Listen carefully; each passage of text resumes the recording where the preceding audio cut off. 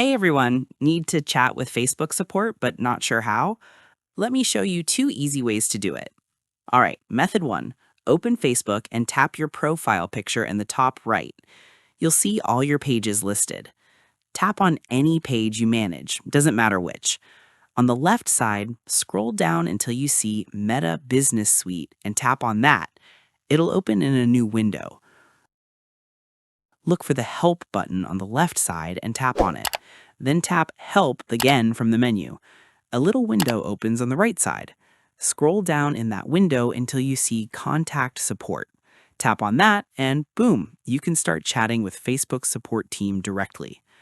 Okay, method two is even easier. Open Facebook Messenger and in the search bar at the top, type Meta Support. You'll see two options pop up, Meta Pay Support and Meta Business Support.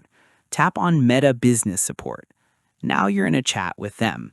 Just type your message explaining your issue and send it. The support team will respond and help you out.